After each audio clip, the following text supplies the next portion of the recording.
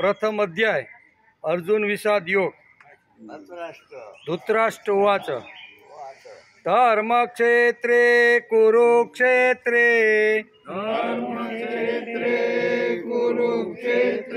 धर्मक्षेत्रे कुरुक्षेत्रे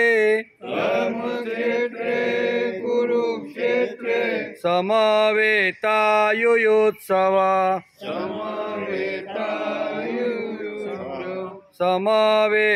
समवेतायुयुत्सवा मामका पांडवा चैव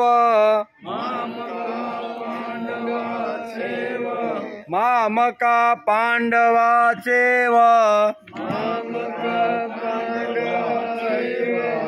किम कुर्वात संजय किम कुर्वात संजय संजय उवाच दृष्ट्वा तो पाण्डवानेकम्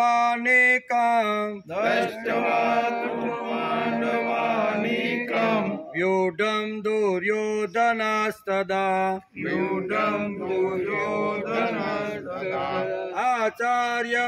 आचार्यमुपसंगम्य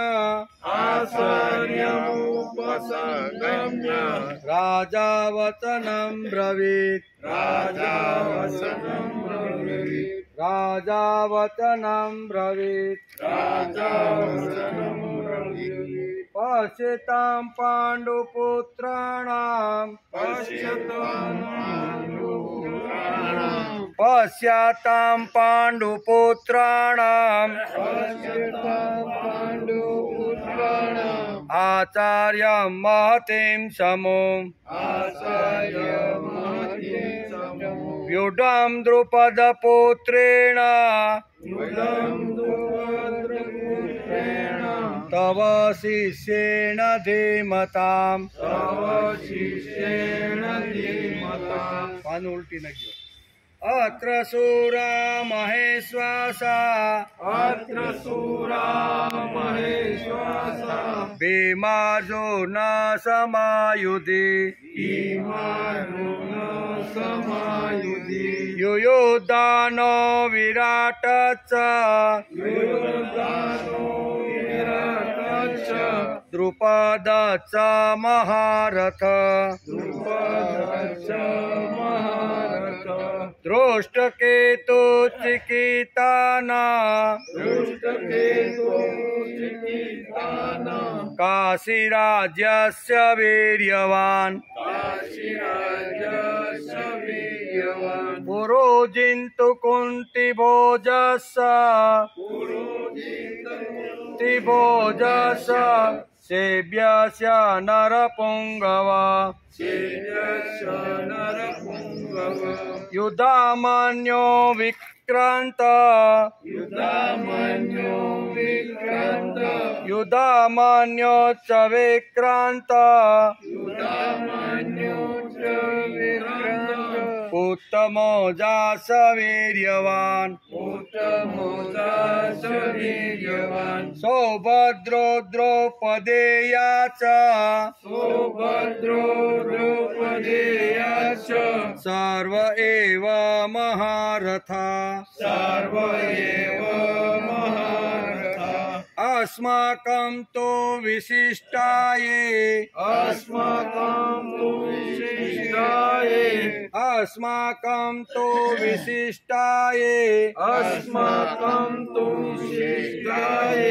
तानि बोध द्विजोत्तम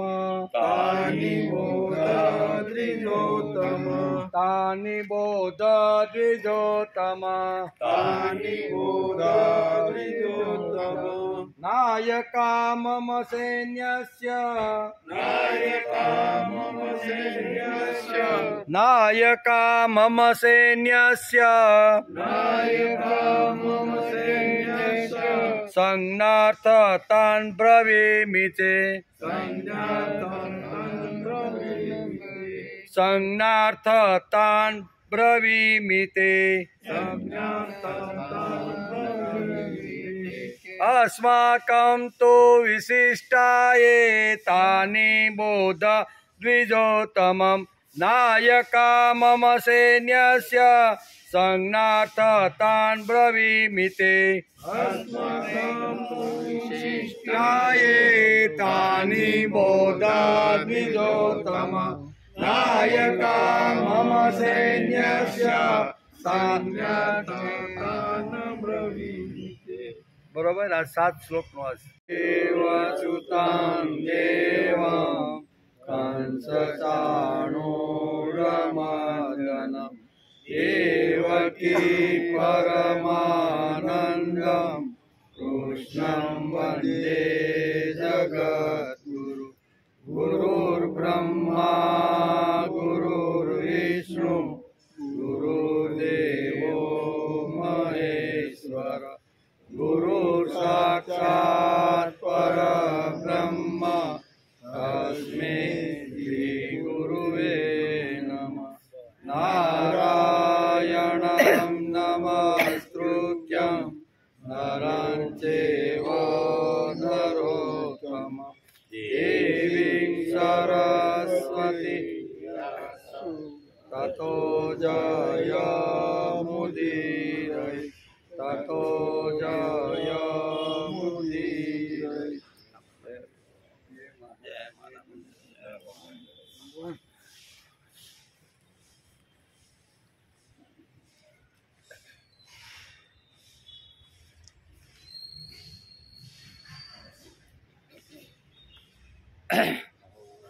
आचार्य पितरा पुत्रा तथैव च पितामह मातुला स्वसुरा पौत्रा शाला संबंधिनस्तथा एतान् हन्तुमिच्छामि त्वन्तोऽपि मधुसूदन अपि त्रैलोक्यराज्यस्य हेतो किं न मही कृते निहत्य धातराष्ट्राणां का प्रीति स्यात् जनार्दन पापमेवाश्रयेदस्मान् अत्वेता न तथायिन।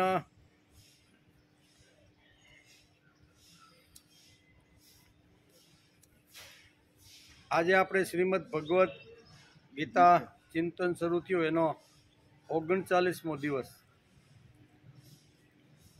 શુક્રવારે આપણે શ્રીમદ ભગવદ્ ગીતાના પ્રથમ અધ્યાયના 34મા શ્લોકને આપણે નમસ્કાર કર્યા એમ કે એમાં આચાર્ય પિતર પુત્ર એટલે કોણ કોણ મારા સ્વબાંધો એટલે સ્વજનો છે એનું આખું લિસ્ટ અહીંયા અર્જુને ભગવાનની સામે મૂક્યું કે ભાઈ મારા સ્વજન કોણ કોણ છે તો એના બધાના નામ લીધા ગુરુજનો પિતા પુત્રો તથા પિતામાં મામા સસરા પૌત્રો શાળા તથા બીજા અન્ય સંબંધીઓ પણ આ કુરુક્ષેત્રમાં મારી સામે આવીને ઊભા એનો પણ આપણે તે દિવસે વિચાર કર્યો। આજે આપણે 35મા શ્લોકનો વિચાર કરવાનો છે। એમાં શું છે એતાન હन्तुमिच्छામિ તંતોપિ મધુસૂદન અપિ त्रैलोक्य રાજ્યસ્ય हेतो किं न मही कृत। ભગવાન વિચાર કરે છે કે આ નામ તો એને સ્વજનોનું આપી દીધું એટલે અર્જુન વિચાર કરે છે કે નામ આપ્યા પછી ભગવાન પૂછશે હું કે આ પૃથ્વીનું રાજ્ય છોડી અને તું શા માટે લડવા નથી માગતો એમ લડીને પૃથ્વીનું રાજ્ય તું સ્વીકાર। ત્યારે અહીંયા અર્જુન કહી દે છે અગાઉ જ ભગવાનને ભગવાન એને કહે કે આ પૃથ્વી ઉપરનું રાજ્ય યુદ્ધ કરી અને આવી રીતના કૌરવોનો પરાજિત કરીને તું હસ્તિનાપુરનું રાજ્ય ભોગવ એમ ભગવાન મને કહેવાના જ છે। એટલે એ પહેલાં જ ભગવાન મને કહે એ પહેલાં જ હું ભગવાનને કહી દઉં। હું કહે છે એતાન હन्तुमिच्छामि ધંતોપી મધુસૂદન હે મધુસૂદન શું કહે છે ધંત એટલે પ્રહાર કરવા અપી એટલે છતાં પણ હું એતાન એટલે આ બધાને હંતુમ એટલે હણવા ન એટલે નથી ઈચ્છામી એટલે ઈચ્છતો અને હે મધુસૂદન મને ત્રૈલોક્ય રાજ્યસ્ય ત્રણેય લોકનું રાજ્ય મળતું હોય તો હેતો એટલે મળતું હોય અને આપી એટલે તો પણ હું આ બધાને મારવા ઈચ્છતો આ પૃથ્વી ઉપરનું રાજ્ય તો ઠીક છે પણ ત્રણ લોકનું રાજ્ય મને મળવા જો ઈચ્છતું હોય તો પણ હું આ લોકોની સામે લડવા માટે હું તૈયાર નથી એમ. નું એટલે પછી અને મહીકૃત એટલે પૃથ્વી માટે તો હું આમને મારું શા માટે એમ. ત્રણ લોકનું રાજ્ય મને મળે તો પણ હું આને હણવા માગતો નથી તો પછી પૃથ્વી ઉપરના રાજ્યને તે હું આવી રીતે એમ અહીંયા બહુ સરસ રીતે અહીંયા ભગવાન પૂછે એ પહેલાં જ અર્જુન કહીએ છે કે ત્રિલોકનું રાજ્ય લડ્યા પછી મળે તો એ પણ મારે જોતવું નથી આટલું કહી દે. અહીં શબ્દ વાપરો છે મધુસૂદન. સંબોધનનું તાત્પર્ય એ છે કે આપ તો રાક્ષસોને મારનારા છો પણ આ દ્રોણ વગેરે આચાર્ય અને ભીષ્મ વગેરે પિતામાં કંઈ રાક્ષસો થોડા જ છે. શું કે છે મધુસૂદન એટલે કોણ? તો કે મધુ નામના રાક્ષસને જેણે માર્યો છે તે.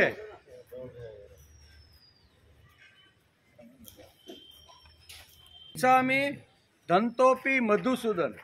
હે મધુસૂદન. અહીંયા મધુસૂદનથી અત્યારે અર્જુન ભગવાનને સંબોધન કરે છે. કયા નામથી? ભગવાનના તો અનેક નામ છે, એમાં એક મધુર એવું નામ મધુસૂદન છે. અહીંયા મધુસૂદન એટલે કે મધુસૂદન મધુ નામના રાક્ષસને મારનાને કારણે ભગવાનનું એક નામ મધુસૂદન પડ્યું છે. એટલે મધુસૂદનના નામથી અત્યારે અર્જુન ભગવાનને હાંક મારે છે. શું હાંક મારે છે? એતાન હંતુમિચ્છામિ ધંતોપી મધુસૂદન અપી ત્રૈલોક્ય રાજ્યસ્ય હેતો કિમ ન મહી કૃતે. મધુસૂદન સંબોધનનું તાત્પર્ય એ છે કે આપ તો રાક્ષસોને મારનારા છો. કેવા? મધુસૂદન એટલે મધુ નામનો જે રાક્ષસ ગોકુળ અને મથુરામાં ભગવાન જ્યારે 11 વર્ષને 52 દિવસના નાના ને મોટા થતા હતા ત્યારે કંસે આવા અનેક પ્રકારના રાક્ષસો અહીંયા આ બધા શું કહેવાય કૃષ્ણને મારવા માટે મોકલે છે. એમાં મધુસૂદન નામનો પણ એક રાક્ષસ છે. એને તમે મારવા વાળા છો. અર્જુન શું કહે છે? એને તમે રાક્ષસને હણવો એ તો બહુ સારી વાત, કારણ કે ધર્મ રાજ્યની જો સ્થાપના કરવાની હોય તો આવા દુર્જનો જે રસ્તાની અંદર રોડા તરીકે જો આડા પડતા હોય તો એ રોડાને એક બાજુ ખેવવા પડે. એટલે અહીં દલીલ બહુ સાચી કરે છે. હું કે તમે મધુસૂદન શા માટે? તો કે તમે મધુ નામના રાક્ષસને હણ્યો છે પણ અત્યારે મારી સામે ઊભા છે દ્રોણાચાર્ય અને પિતામહ ભીષ્મ. એ ક્યાં રાક્ષસ છે? એ કે તો હું એને કેમ હણું? એ કે અહીં ભગવાન જ્યારે આગ્રહ કરે છે એ કે તમે રાક્ષસને માર્યો હણ્યો એ વાત બરોબર છે. એ ધર્મ કાર્યની અંદર આવા રાક્ષસો નડતર રૂપ હતા, એને તો મારવા જો. એમાં હું તમારી સાથે સહમત છું. પણ અત્યારે કુરુક્ષેત્રના મેદાનમાં તમે મારો રથ અત્યારે મધ્ય ભાગની અંદર દ્રોણાચાર્ય અને પિતામહની સામે ઊભો રાખ્યો અને તમે કીધું માર આને લે. તો હવે આને કેવી રીતે? આ તો બધા તમે રાક્ષસને માર્યા એ બરોબર છે પણ આ મારી સામે ઊભા એ તો પૂજા કરવા જેવા છે. કેવા? નમસ્કાર કરવા જેવા છે, પૂજા કરવા જેવા છે. એનું ચરણામૃત લઈ અને પવિત્ર કરવા જેવા મહાપુરુષો છે. તો આવા મહાપુરુષોને હું કેવી રીતે મારું? અહીં મધુસૂદનનો અહીંયા બરોબર શું કહેવાય મહાભારતની અંદર વેદવ્યાસે અને મહાભારતની અંદર આવેલી ગીતાની અંદર આ 35મા શ્લોકની અંદર વ્યાસે અહીં ભગવાનનું એક નામ મધુસૂદન આટલા માટે રાખ્યું છે. મધુસૂદન સંબોધનનું તાત્પર્ય એ છે કે આપ તો રાક્ષસોને મારનારા છો પણ આ દ્રોણ વગેરે આચાર્ય અને ભીષ્મ વગેરે પિતામહ ક્યાં રાક્ષસો છે? એ તો રાક્ષસો નથી. એમ તો રાક્ષસોને મારવું એ બરોબર પણ આ કોઈ રાક્ષસો થોડા છે જેથી હું એમને મારવાની શા માટે ઈચ્છા કરું? રાક્ષસો હોય તો હું મારું. એમ મારી સામે જે કાળમાં જ્યારે રાક્ષસો આવ્યા છે એ વખતે મેં માર્યા જ છે પણ આ તો પૂજવા જેવા છે, એને નમસ્કાર કરવા જેવા છે. એનું શું કહેવાય પગના અંગૂઠાનું પાણી ધોઈને ચરણામૃત લેવા જેવા છે. એવા લોકોને હું કેમ મારું? એ તો અમારા ઘણા નજીકના ખાસ અમારા બધા સંબંધી છે. આમ અર્જુન દલીલ ભગવાનની સામે કરે છે. આમ આવી રીતની દલીલ કરે છે. ભગવાન આગળ 16મા અધ્યાયમાં 21મા શ્લોકમાં કહે છે કે કામ, ક્રોધ અને લોભ આ ત્રણેય નરકના દરવાજા છે. વાસ્તવમાં એક કામનાના એ 3 રૂપો છે. આ ત્રણેય સાંસારિક વસ્તુઓ વ્યક્તિઓ વગેરેને મહત્વ આપવાથી જ પેદા થાય છે. કામ અર્થાત કામનાની 2 પ્રકારની ક્રિયાઓ થાય છે. એક ઈષ્ટની પ્રાપ્તિ અને બીજી અનિષ્ટની નિવૃત્તિ. આ કામનાની 2 વાતો છે. એ પૈકી ઈષ્ટની પ્રાપ્તિ પણ 2 પ્રકારની હોય છે. એક સંગ્રહ કરવો અને સુખ ભોગવવું. સંગ્રહની ઈચ્છાનું નામ લોભ છે અને સુખ ભગવાનની ઈચ્છાનું નામ કામ છે.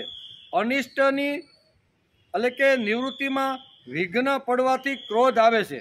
અર્થાત ભોગોની અને સંગ્રહની પ્રાપ્તિમાં વિઘ્ન નાખનારાઓ ઉપર અથવા અમારું અનિષ્ટ કરનારા ઉપર અને અમારા શરીરનો નાશ કરનારાઓ ઉપર ક્રોધ આવે છે.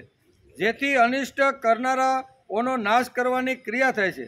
આથી સિદ્ધ થયું કે યુદ્ધમાં મનુષ્યની 2 પ્રકારની પ્રવૃત્તિ હોય છે. એક અનિષ્ટ પ્રવૃત્તિ અને અનિષ્ટ નિવૃત્તિ માટે, અર્થાત પોતાના ક્રોધને સફળ બનાવવા માટે અને ઈષ્ટની પ્રાપ્તિ માટે અર્થાત લોભની પૂર્તિ માટે. પરંતુ અર્જુન અહીં બંને વાતોનો નિષેધ કરી અને ભગવાન સાથે દલીલ કરે કે મારે કંઈ પણ જોતવું નથી.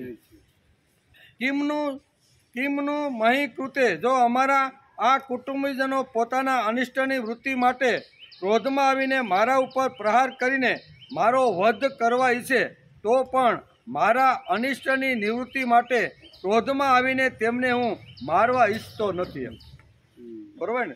અર્જુનને ખબર હતી કે ભગવાન કહેશે કે ભલે તારે લડવું હોય તો કાંઈ નહીં, પણ આ 11 અક્ષરની સેના જે સામે આવીને ઊભી છે, તું કદાચ લડવામાંથી નિવૃત્ત થાય અને ગાંડી નહીં ઉપાડી તો આ લોકો તો લડવા માટે આવ્યા જ છે અને એ લડી અને જો તને મારી નાખશે તો, એટલે એનો જવાબ આપે છે. અહીંયા જવાબ અપી ત્રૈલોક્ય રાજ્ય છે. એ લોકો મને જો મારે તો મરી જઈશ અને 3 લોકનું રાજ્ય મને મળતું હોય ને તો પણ આ મારા 21 અક્ષરની સૈન્ય જે યોદ્ધાઓ મારી સામે લડવા આવશે ને એની સામે હું મારું ગાંડી ઉઠાવીશ. આ ભગવાનને એણે બરોબરનો જવાબ આપી દીધો કે ભગવાને કીધું એમ કે માન કે તું ન લડતો કાંઈ નહીં, પણ આ લડવા તને મારવા માટે તો આ 11 અક્ષરની સૈન્ય દુર્યોધન તો આવ્યો જ છે. તું કદાચ ગાંડી હાથમાં નહીં ઉપાડીશ ને તો દુર્યોધન તો તને મારી જ નાખવાનું છે. તો તું શું કરીશ એમ? ત્યારે અત્યારે અર્જુન કહે છે કે મને મારે તો હું મરવા માટે તૈયાર છું. એટલું જ નહીં, આ પૃથ્વી ઉપરનું રાજ્ય નહીં પણ 3 લોકનું રાજ્ય જો મને મળવાનું હોય ને તો પણ આ લોકોની સામે હું હથિયાર ઉપાડવાનો. આટલી વાત અર્જુને ભગવાને બહુ સ્પષ્ટ રીતે સમજાવી દીધી. અર્જુન ભગવાનને કહે છે કે હે કૃષ્ણ, તેઓ મને મારે તો પણ 3 લોકના રાજ્ય માટે પણ હું એમને મારવા ઈચ્છતો નથી. તો હે મધુસૂદન, પૃથ્વી માટે તો કેમ મારું? પૃથ્વીનું, આકાશનું અને સ્વર્ગનું 3 પ્રકારના રાજ્ય મળે તો પણ હું એને મારવા માટે ઈચ્છતો નથી. તો આ તો મહી એટલે પૃથ્વી. આ મહી શબ્દ હોય, મહી કૃત્ય. મહીનો અર્થ થાય છે પૃથ્વી, ધરતી માતાનું. પૃથ્વી માતાનું જો રાજ્ય મળવાનું હોય ને તો એ તો કાંઈ એની અંદર 3 નિષેધ છે. તેથી હું એ કરવા માગતો નહીં. આચાર્યો, વડીલો, પુત્રો, પિતામહ, મામા, સસરાને મારીને મારે રાજ્ય જોઈતું. વારંવાર ભગવાનની સામે અર્જુન અત્યારે આવી રીતની દલીલો કરે છે. યુદ્ધ ન કરવાની દલીલો તર્કબદ્ધ અર્જુન ભગવાન સામે મૂકે છે. ભગવાન સામે શું કહે છે અર્જુન? આપણે અંતઃકરણ નિર્મળ કરવું છે, કારણ કે આપણે શ્રેયને સમજવું છે. આ શ્લોકની અંદર આપણે આ વાત સમજવાની છે કે શ્રેય અને પ્રેય આ 2 માર્ગો છે. કેવા? એક શ્રેયનો માર્ગ છે અને બીજો પ્રેયનો માર્ગ છે.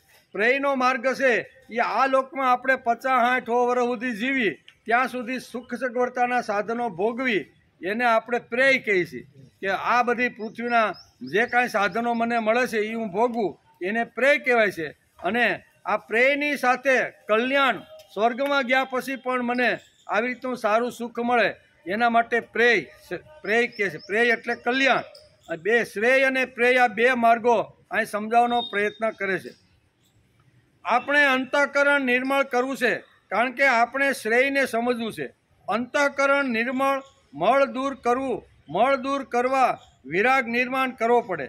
શ્રેષ્ઠ વૈરાગ્ય નિર્માણ કરવા માટે પહેલાં સ્વમાં, સ્વજનમાં અને સ્વર્ગમાં પણ પ્રેયની આકાંક્ષા ન જોઈએ. અહીં અર્જુને આ જ કીધું, સ્વ એટલે હું, ન કાંક્ષે વિજયમ કૃષ્ણ, મારે પોતાને વિજય જોતવો નથી. તેવી રીતે સ્વજન છે એના માટે એ પણ અહીંયા યુદ્ધની અંદર આવ્યા નથી. એ તો બધા શું કહેવાય ધન અને આવી રીતનો જીવનો ત્યાગ કરીને એ બધા આવેલા છે. સ્વ પણ મારે એટલે કે ન કાંક્ષે વિજયમ કૃષ્ણ, આ મારે પણ નથી જોતું, તે મારા માટે લડવા માટે આવ્યા છે.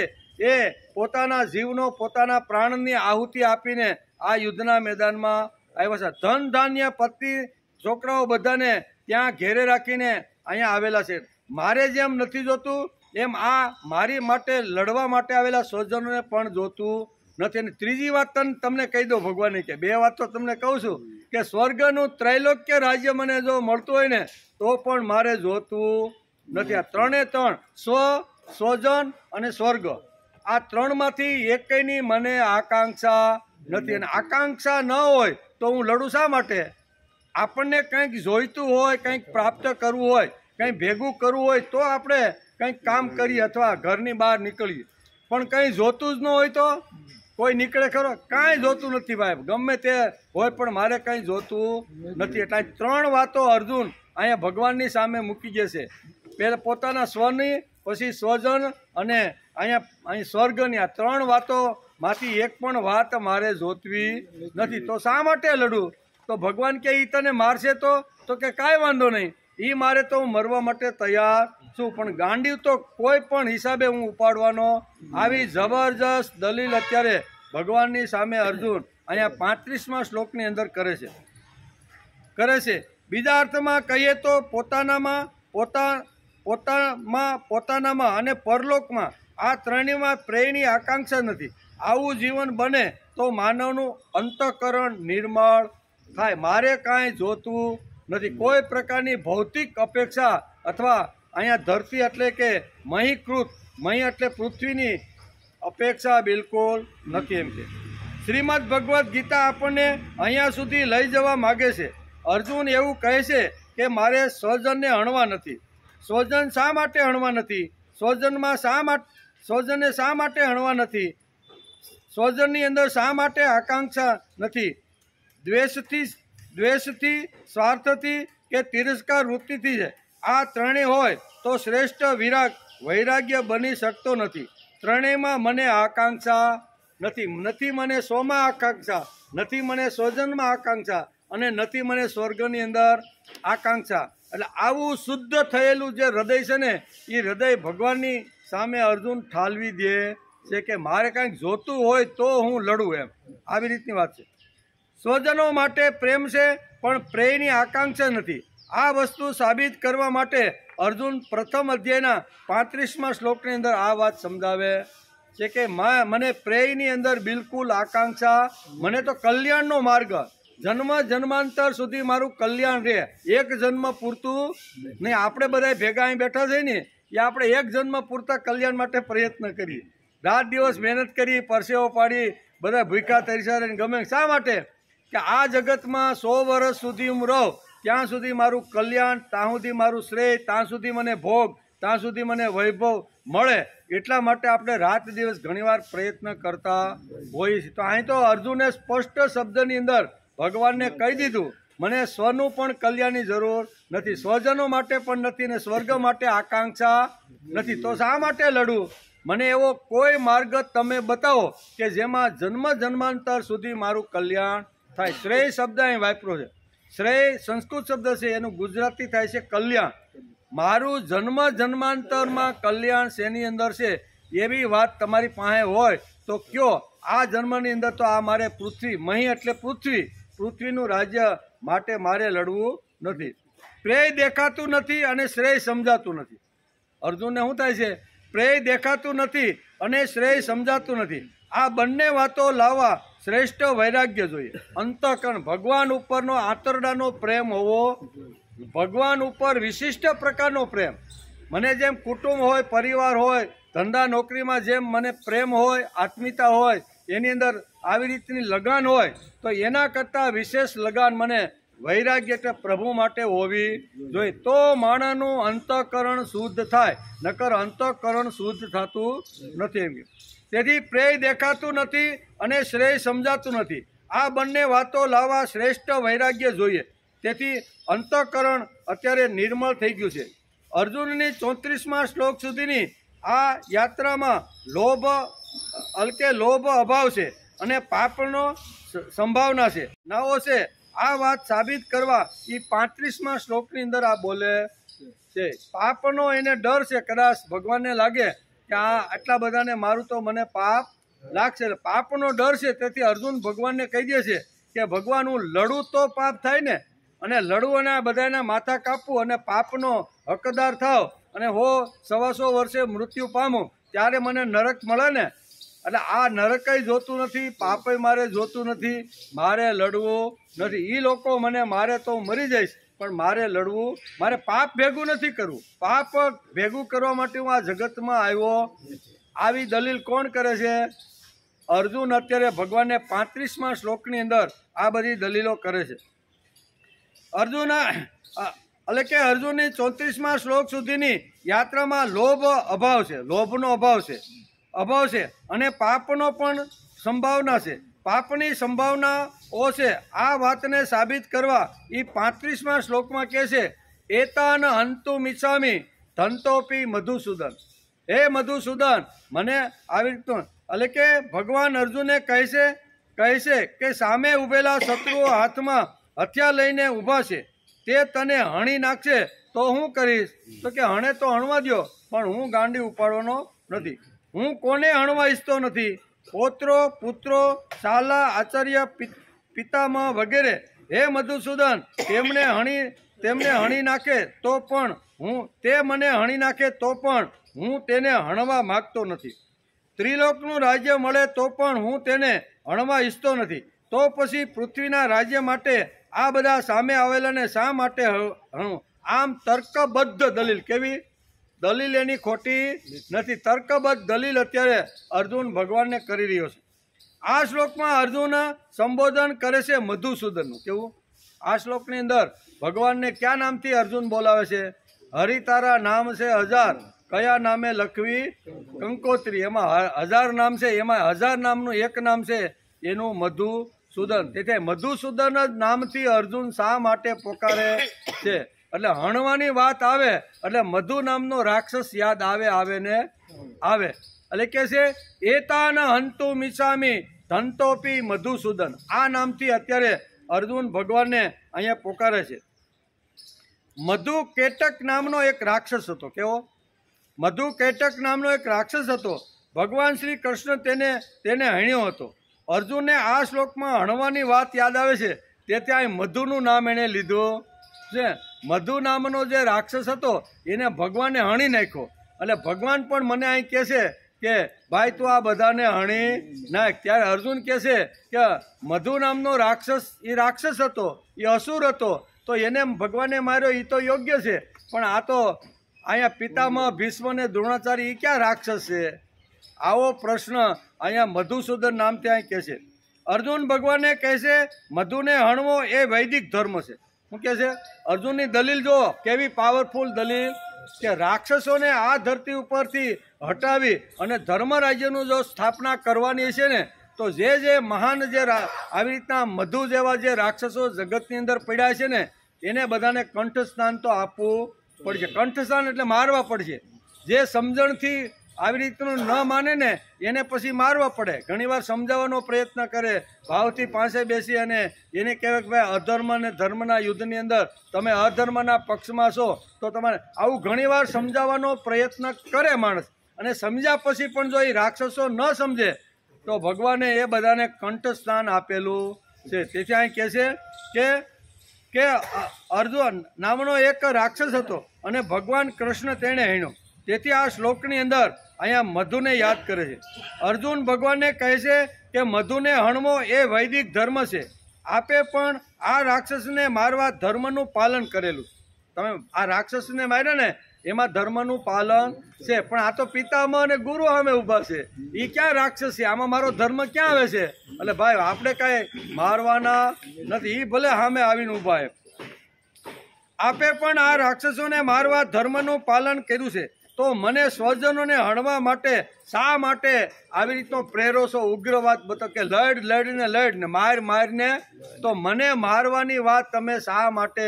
રાક્ષસ આગળ સામે બધા હોત ને તો બધા હું મારી નાખત, પણ ભગવાન એને પહેલેથી જ કીધું તો આગળ કે તું આ જે સ્વજનોને જોવાને બદલે તું આવી રીતના જે તને જેણે બાળવાનો પ્રયત્ન કર્યો છે, ઝેર ખવડાવવાનો પ્રયત્ન કર્યો, તારું જે રાજ્ય હતું હડપ, એવાને તું જો, એને બદલે તો તું આ બધાને મેં કીધું કંઈ અને તું આ સ્વજનોને જોવામાં પડી ગયો છો. એટલે તને સ્વજનોની અંદર પણ આવી રીતનો ન મારવાનો વિચાર તને આવ્યો છે.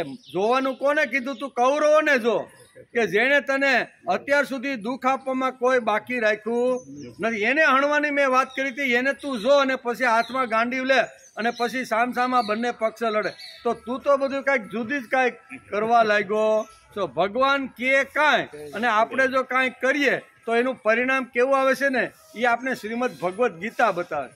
ભગવાને કીધું હોય કાંઈ, બરોબર ને, અને આપણે કરીએ કાંઈ, તો એનું પછી પરિણામ કેવું આવે છે એ આ બહુ સરસ રીતે શ્રીમદ ભગવદ્ ગીતાના પ્રથમ અધ્યાયમાં સમજાયું છે. ત્રીજી વાત છે અર્જુન કહેવા માગે છે કે મધુ તો રાક્ષસ હતો, પણ આજ મારી સામે ઉભેલા મારા સ્વજનોમાં આચાર્યો અને પિતામહો છે.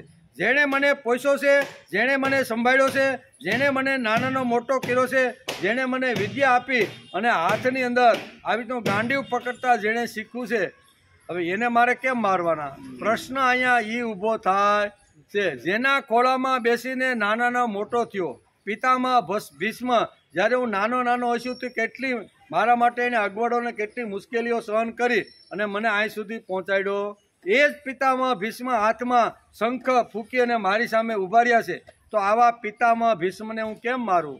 જે દ્રોણાચાર્ય મને આવી રીતે શસ્ત્ર અને શાસ્ત્ર બંને પ્રકારની વિદ્યા શીખવાડવામાં એણે રાત દિવસ આકાશ પાતાળ હેપ કરી અને હું શ્રેષ્ઠ વિદ્યાર્થી, શ્રેષ્ઠ પહેલો નંબર આવું ને એના માટે દ્રોણાચાર્યએ જબરજસ્ત પ્રયત્ન કર્યો છે. પ્રયત્ન નથી કર્યો, મને પહેલો નંબર જ આપી દીધો છે. અને પરીક્ષા બધાની જ્યારે પાંડવ કૌરવની પરીક્ષા દ્રોણાચાર્યએ લીધી અને એની અંદર મને પહેલો નંબરનો ઘોષિત કરી દીધો છે. નકલી એકાદું ચકલીને ઝાડ ઉપર રાખી અને બધાને કીધું કે ભાઈ તમે અહીંયા શું જોવો છો ઝાડ ઉપર? તો કોઈએ કીધું પાંદડા, કોઈએ કીધું થડ, કોઈએ કીધું આવી રીતનું બધું ડાળીઓ જોઈ છે. ત્યારે અર્જુન જ્યારે કહેશે કે તને ભાઈ શું દેખાય છે? તો કે મને એક જ લક્ષ્ય દેખાય છે, અને તમે જે મને કીધું ને એ પ્રમાણે પક્ષીની એક જ આંખ, પક્ષીએ દેખાતું નથી પણ મને, અને મેં આંખ વીંધી અને તમે મને પહેલો નંબર આપી. ત્યાં 105 જણાની પરીક્ષા તમે લીધી હતી, પણ બધામાં યુધિષ્ઠિર પણ હતા, ભીમ પણ હતો, સહદેવ બધા જ હતા એમ કે, અને બધાએ પ્રયત્ન કર્યો પણ કોઈને કંઈ ને કંઈ બધું દેખાણું. તમે મને પહેલો નંબર અપાવવા માટે મને આ વિદ્યા તમે શીખવાડી છે, આ શાસ્ત્ર તમે શસ્ત્ર ને શાસ્ત્ર બે શીખવાડ્યા છે. તેથી અહીંયા ભગવાન સામે દલીલ કરતા અર્જુન કહે છે કે તમે મધુ નામના રાક્ષસને માર્યો એ તો યોગ્ય છે જ, એ ધર્મ અને નીતિ પ્રમાણે બરોબર છે. ધર્મ રાજ્યની સ્થાપના કરવી હોય, વૈદિક ધર્મની સ્થાપના કરવાની હોય ને તો આ કચરાને દૂર કરવો જ પડે. આવો કચરો તમે મધુ નામના રાક્ષસનો કચરો દૂર કર્યો ને એ તો યોગ્ય જ છે, પણ અહીંયા કચરો નથી. આ તો કેવા છે? પૂજા કરવા જેવા છે, નમસ્કાર કરવા જેવા છે, આદર કરવા જેવા છે, સન્માન કરવા જેવા છે, જેના પગ પૂજી અને આશીર્વાદ લઈ અને હજારો વર્ષ સુધી એની આવી રીતની ભાવના અમારી સાથે જોડાઈ રહે, એવી રીતના લોકો આ રાક્ષસો નથી ભગવાન, બરોબર ને? આવી દલીલ કોણ કરે છે? અર્જુન અત્યારે ભગવાન સામે આવી રીતની દલીલ કરે છે. મધુને આપણે સમજવો છે. મધુનો અર્થ થાય છે મધુર અને મીઠું મીઠું બોલવાનો. કેવો? મધુનો અર્થ શું થાય? મધુર, એકદમ મીઠી ભાષા બોલતો હોય, મધુર ભાષા બોલતો હોય એને મધુર કહે છે. મધુને આપણે સમજવો છે. મધુનો અર્થ થાય છે મધુર મધુરનો અર્થ થાય છે મીઠું, એટલે બધું મીઠું ન હોવું જોઈએ. જે વધારે પડતું મીઠું હોય તો ડાયાબિટીસ થાય કે ન થાય? આપણે ખાવા લાગીએ, ડૉક્ટર કે ભાઈ તમારે બહુ મીઠું ખાવાનું નથી, નહીતર પછી આ તમારી પૂગી જાય 450 500 એ ડાયાબિટીસ, બરોબર? એટલે બહુ મીઠું ખાવાનું નહીં. મધુનું એક નામ છે મીઠું, મધુનું એક નામ છે મધુર. મધુ એટલે કે મધુ મીઠું બોલનાર ને આપણી સંસ્કૃતિમાં ચારવાક કહે છે. કેવું? બહુ મીઠું બોલી અને સમાજને લૂંટવાનો પ્રયત્ન કરતો હોય ને એને આપણા ભારતીય સંસ્કૃતિમાં ચારવાક શબ્દ વાપર્યો. ચારવાક એટલે મીઠું બોલીને સમાજના પૈસા મારી પાસે કેમ આવે ને એવી મીઠી ભાષા, મીઠા દ્રષ્ટાંતો આપી અને સમાજને ઘણું બધું આવી રીતનું કરતો હોય છે. આ બધા મધુ નામના રાક્ષસ જેવા જ હોય છે. મધુ રાક્ષસ જેવું મીઠું અને મધુર બોલનાર કેટલાય રાક્ષસો હોય છે. ભગવાને આ મધુ રાક્ષસને હણી નાખ્યો છે. ચારવાક જેવા ઉપરથી બોલવું મીઠું મધ જેવું અને અંદર હળાહળ ઝેર ભર્યું હોય છે. અંદર કેવું હોય છે? બોલે છે મીઠું. જો તમે ખરેખર અહીંયા તમે પાંચેય પાંડવો ખરેખર તમારા માટે ગંગા મૈયાના કિનારા માટે સુંદર મજાનું એક ભવન બનાવ્યું છે. અને એટલું સરસ ભવન છે. અને શું કે છે, અહીંયા ધૃતરાષ્ટ્ર 5-7 જણાને અહીંયા હસ્તિનાપુરમાં મોકલી આપે છે કે તમારે પાંડવો અને કુંતા માતા પાસે તમારે આ લાક્ષાગ્રહનું એવું વર્ણન કરવું ને એ સાંભળીને એને અહીંયા જવાની ઈચ્છા થાય. હું બોલવાનું મીઠું પણ એને હળગાવી દેવાનું, અંદરથી તો ઝેર પડેલું છે. કોઈ પણ રીતે પાંડવોને લાક્ષાગ્રહમાં હળગાવીને ખતમ કરી નાખવા. આ કેવા છે?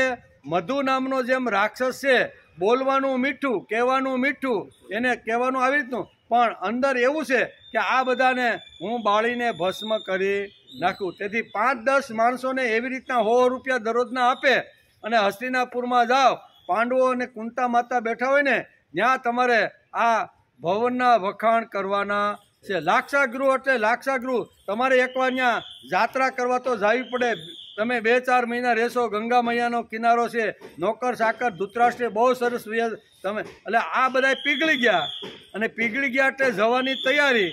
અને કુંતા માતા કે યુધિષ્ઠિર કે માં અમે જાય છીએ તો તમે પણ ભેગા હાલો. અને રજા લેવા જાય છે ત્યારે તો અહીંયા ધૃતરાષ્ટ્ર અંદરથી મંદ અંદરથી હસે છે કે હાશ, મેં જે આખો પ્લાન કર્યો હતો ને એ પ્લાન આખો સફળ થઈ ગયો. આ તો સામેથી જવાની ઈચ્છા માગે છે એટલે મારે તો કરવું જોઈએ કે નહીં? આને કહેવાય બહારથી મધુ, બહારથી મીઠું. બહારથી માણસને એમ થાય કે ના આપણે આ કરવા જેવું છે, પણ અંદર તો બીજાનું સત્યાનાશ કાઢવા માટે અંદર અંતઃકરણમાં તો એવી જ બધી વાતો હાલતી. આને કહેવાય મધુ. આવા મધુ નામના રાક્ષસને ભગવાને હણી નાખ્યો. એ વાત તો બરોબર છે, પણ અહીંયા આચાર્ય અને પિતામહ ભીષ્મ જેવા જે લોકો છે એને હું કેમ હણી? વારંવાર અત્યારે અર્જુન આ નહીં લડવા માટેની બધી દલીલો કરે છે. કોઈ પણ હિસાબે મારે ગાંડી હાથમાં ઉપાડવું જ નથી. એની આવી મોટી દલીલો ભગવાનની સામે કરે છે. ચારવાક જેવા ઉપરથી બોલવું મીઠું મધ જેવું, પણ અંદર હળાહળ ઝેર ભર્યું હોય છે. આવા ધૃતરાષ્ટ્રો જગતમાં બહુ છે. કેવા? આવા ધૃતરાષ્ટ્રો જગતની અંદર બહુ મોટા હોય છે. લડાઈની શરૂઆત પહેલા ધૃતરાષ્ટ્રે એક સંદેશો લઈને ધર્મરાજ્ય યુધિષ્ઠિર પાસે વિરાટ નગરીમાં મોકલ્યો હતો. એ આપણે જોયું કે અર્જુન લડવામાંથી પાછો પડ્યો અથવા ધનુષ હેઠું મૂકી દીધું અને હવે મારે લડવું નથી ને એના ઘણા કારણો મહાભારતની અંદર વેદવ્યાસે લખ્યા. અર્જુનને નથી લડવું ને એવા ઘણા બધા કારણો લખ્યા છે. એમાં એક કારણ અહીંયા વ્યાસ લખે છે કે અહીંયા વિરાટ નગરીની અંદર જે કાંઈ 1 વર્ષ સુધી અર્જુન અહીંયા સ્ત્રીનો વેશ ધારણ કરી અને ઉત્તરાને જે અભ્યાસ કરાવ્યો હતો ને એની અસર અહીં થઈ હોય એવી લાગે છે. અને એક ધૃતરાષ્ટ્ર એક સારામાં સારો સંદેશો લઈ અને અહીંયા વિરાટ નગરીની અંદર જ્યાં પાંડવો જે બધા યુદ્ધની તૈયારી કરી રહ્યા છે ને એને એક સંદેશો લઈને અહીંયા સંજયને મોકલે છે. ધૃતરાષ્ટ્ર સરસ મજાનો સંદેશ લખાવે છે અને એ સંદેશ ક્યાં મોકલે છે? કોને? કે તમે આ પાંડવોને તમે કયો અને એ પ્રમાણે જો આ સંદેશો સફળ થઈ જાય તો યુદ્ધ કરવાની માથાકૂટમાંથી આપણે આવી રીતનું કરીને હસ્તિનાપુર આપણીમાં ટકી રહીએ. આ હેતુથી એણે સંજયને એક સંદેશો મોકલ્યો છે. મહાભારતની અંદર આ સંદેશો ખૂબ જ સરસ લખેલો છે. બહુ મોટો ઘણો બધો એનો અભ્યાસ કરવા જેવો છે. ઘેરે મહાભારત હોય તો અહીંયા ધૃતરાષ્ટ્રે સંજયને યુદ્ધ પહેલાં આવી રીતનો એક સંદેશો લઈને વિષ્ટિ કરવા માટે અહીંયા ઉપલવ સાવણી એટલે કે વિરાટ નગરીમાં મોકલ્યા છે. એનો સુંદર મજાનો સંદેશો છે. એટલે કે સંદેશો લઈને આવે છે તે સંદેશો વાંચવા જેવો છે. વિરાગી માણસના મોંમાં શોભે એવી ભાષા ધૃતરાષ્ટ્રે લખી છે. ભાષા કેવી છે? મીઠી, પણ અંદર શું છે? ઝેર ભરેલું છે. એટલે આવા મીઠું બોલવળ. એટલે એમ બરોબર વેદવ્યાસે સમજી વિચારીને અર્જુનના મોઢામાં મધુસૂદન શબ્દ મૂકી દીધો છે. બહારથી મીઠું, અંદરથી હરાળ ઝેર ભરેલું છે. અને એ સંદેશો બહુ મોટો છે. પણ 2-3 વાત આપણે એમાં જોઈ લઈ કે ધૃતરાષ્ટ્રે કેવી રીતનો સંદેશો મૂક્યો. સંદેશામાં ધૃતરાષ્ટ્રે શું લખ્યું હતું? હે યુધિષ્ઠિર, ક્ષુદ્ર સ્વાર્થને માટે, ક્ષણિક સુખને માટે અને થોડી ભૂમિ માટે એટલે કે રાજ્ય માટે કરોડો લોકોની હત્યા કરવી એ તમારા જેવા ધર્માત્મા માટે યોગ્ય. તમે તો ધર્માત્મા છો. સંદેશામાં શું લખ્યું યુધિષ્ઠિર માટે? કે તમે તો ધર્મનું અને સત્યનું પાલન કરવાવાળા તમે ધર્માત્મા છો. શુદ્ર સ્વાર્થ અને નાનકડા એવા ભૂમિના ટુકડા માટે જો તમે લડશો ને તો હજારો લોકો આવી રીતના મૃત્યુ પામશે. એટલે પૃથ્વીના એક ટુકડા માટે જો તમે લડવા તૈયાર થાવ અને આવી રીતના લાખો ને કરોડો લોકો મરે એના કરતાં હાથમાં કમંડલ લઈ અને તમે ઉપલવ્ય સાવણીમાંથી સીધા હિમાલય તરફ વળી. એવો સંદેશામાં શું લખ્યું છે? સંદેશામાં આ બધું લખ્યું છે. સંદેશામાં ધૃતરાષ્ટ્રે શું લખ્યું છે કે હે યુધિષ્ઠિર, ક્ષુદ્ર સ્વાર્થને માટે, ક્ષણિક સુખને માટે અને થોડી ભૂમિ માટે એટલે કે રાજ્ય માટે કરોડો લોકોની હત્યા કરવી એ તમારા જેવાને શોભાસ્પદ નથી. ધૃતરાષ્ટ્રનો સંદેશો સમજાવતા સંજય બોલે છે કે તારા જેવાને આ શોભે નહીં. તું થોડો વિચાર કરી જોજે એટલે તને ખબર પડશે કે ભૂમિ કોઈની હારે ગઈ છે. એટલે અર્જુનની ઉપર આ અસર થઈ છે. શું છે? ધૃતરાષ્ટ્રે જે સંદેશો મોકલ્યો હતો એ એક એના મગજમાં અસર છે. અને વિરાટ નગરીની અંદર 1 વર્ષ અજ્ઞાતમાં રહે અને ઉત્તરાને જે સ્ત્રીના રૂપની અંદર એને જે એટલે કે સ્ત્રીપણું આવ્યું છે. અને અહીંયા ધૃતરાષ્ટ્રનો જે સંદેશો અહીંયા સંજય જે સંભળાવે છે એની અસર એના ઉપર રહી ગઈ છે. તેથી અહીં કહે છે કે એ મને જો મારે ને તો મારે રાજ્ય એ મને મારે તો પણ પૃથ્વી, આકાશ અને સ્વર્ગ આ 3 રાજ્ય મારે જોતવા નથી. એક ભૂમિના ટુકડા માટે આ બધાની હત્યા કરવી એ મારા જેવા માટે યોગ્ય નથી. એટલે અહીંયા સંદેશાની અસર અહીંયા અર્જુન ઉપર થઈ હોય ને એવું આ મહાભારતની અંદર વ્યાસ લખે છે કે આ ધૃતરાષ્ટ્રનો એવો મીઠો એવો મધુર એવો હતો કે જેની અસર અહીંયા આની ઉપર થઈ છે. એટલે ધૃતરાષ્ટ્રનો ધૃતરાષ્ટ્રના સંદેશાની અસર અત્યારે અર્જુન ઉપર થઈ હોય ને એવું આ શ્લોકની અંદર વ્યાસ લખે છે. આ દેહ શરીર શું લખ્યું છે એને સાંભળવા જેવું છે. ધૃતરાષ્ટ્રએ લખ્યું છે અને સંજય અત્યારે અહીંયા ઉપલવ્ય સાવણી જ્યાં પાંડવો અને કૃષ્ણને બધા ધૃષ્ટદ્યુમ્ન બધા લડવા માટે જે આયોજન કરે છે ને એની વચ્ચે જઈને સંદેશો આપે છે. એને શું લખ્યું છે?